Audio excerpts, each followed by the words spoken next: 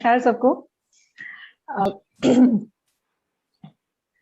मेरे हस्बैंड के बारे में है ये टेस्टिमोनियल जिनके लिए एक्चुअली में हमने मशीन ली थी और पिछले करीब 9-10 साल से मेरे हस्बैंड को एक ऑटोइम्यून डिजीज था जिसकी वजह से सीवियर फूड एलर्जीज हो गई थी और वो कुछ भी खा नहीं पा रहे थे। तो अभी उनका मतलब 9 साल से जब से उनको प्रॉब्लम शुरू हुई धीरे धीरे उनका ट्रीटमेंट काफी कुछ चला, काफी टाइम वो स्टेरॉइड्स पे रहे जिसकी वजह से लिवर किडनी सब पे बहुत अफेक्ट करा उसने एडवर्सली। और सिंस वो कुछ खा भी नहीं पा रहे थे तो बहुत वीक हो गए थे। गिनती की 3-4 चीजें थी जो खा सकते थे, दिन में दाल चावल बनाए तो रात में सब्जी रोटी, और वो भी सब्जी भी सिर्फ 2 ही थी और मेनली आलू। तो it was very difficult for us, सिर्फ हल्दी और नमक के अलावा और कुछ हम ऐड भी नहीं कर सकते थे। It was somehow going on. फिर हम लोगों ने अपनी लाइफ स्टाइल चेंज करी धीरे धीरे, वो खाना ही सब कुछ अवॉइड कर दिया जिससे कि एलर्जीज हो रही थी। तो कहीं उससे फर्क ये पड़ा कि he was of the medication, दवाइयां लेनी बंद कर दी।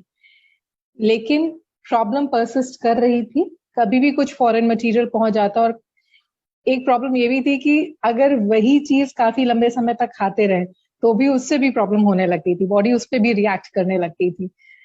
तो हम लोग चल रहा था, काफी कुछ हम लोगों ने कंट्रोल कर लिया था लाइफस्टाइल से, अपना डाइट को कंट्रोल करके, और पूरा घर भी वैसे ही खाना खाने लगा था, सिंपल एकदम सादा खाना।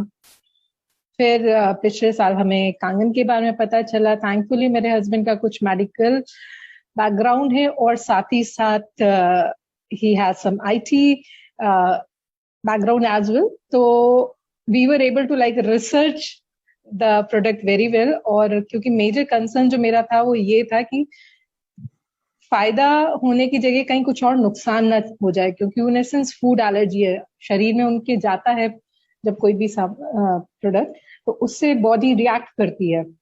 तो कोई भी सीवियर रिएक्शन नहीं होना चाहिए। तो जब हम लोगों ने रिसर्च करा, हम लोगों ने पाया कि इसके बारे में काफी अच्छे रिव्यूज हैं और मेडिकली ये काफी साइंटिफिकली काफी प्रूवन है। वी वेंट फॉर इट और 1 महीने के अंदर ही हमें मैजिकल रिजल्ट्स दिखाई पड़े। एक एग एक ऐसा सब्सटेंस होता है जो कि हाईली एलर्जिक माना जाता है, कि अगर एलर्जीज की एलर्जी कॉज करने वाले सब्सटेंस या खाने की अगर हम लिस्ट बनाएं तो एग उसमें टॉप पे होता है। और हम ये मान के चल चुके थे कि संदीप अब कभी जिंदगी में दोबारा एग तो खा नहीं पाएंगे, पर 1 महीने के अंदर ही संदीप ने एग खाना शुरू कर दिया। और दिवाली पे काजू कतली भी खाई जिसकी तरफ वो देख भी नहीं पा रहे थे। और फिर धीरे धीरे एक एक करके सारी चीजें प्लेट पे वापस आनी शुरू हो गई और मसाले यूज होने शुरू हो गए। और जो सब बंद हो चुका था हमारे घर में, बैन हो गई थी इनफैक्ट चीजें। और हम लोग इसीलिए किसी और के यहाँ जाते नहीं थे खाने पे, या खाना कोई डिनर पे बुलाता था घर से हम लोग खाना खा के जाते थे। उनसे कहते थे आएंगे जरूर पर खाना नहीं खाएंगे, कि अब उनको हम क्या क्या बताएं कि क्या क्या नहीं खा।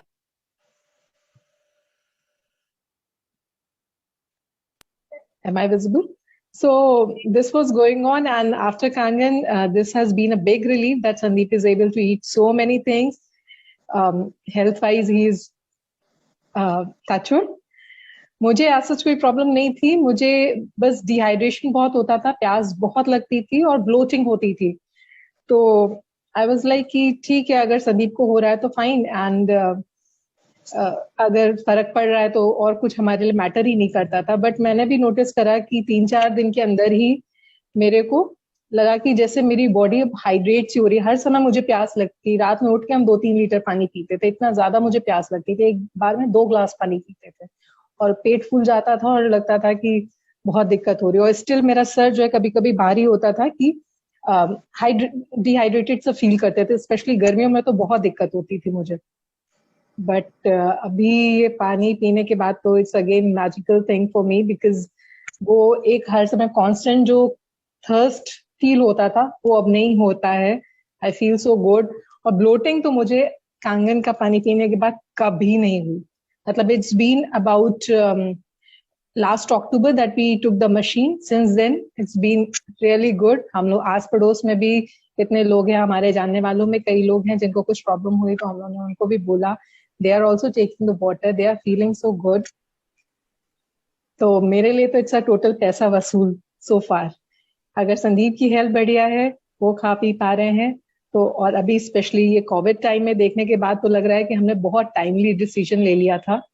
I am very happy. और ये 4 साल पहले हमें किसी ने बताई थी, लेकिन उस समय क्लियरली उन्होंने हमें अप्रोच नहीं करा था, कुछ समझ में नहीं आया, तो हमने उसके बारे में ठीक से ध्यान भी नहीं दिया।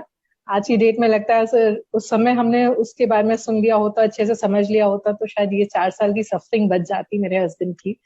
बट नो प्रॉब्लम, अभी जब किस्मत का वो होता है तो एनीवे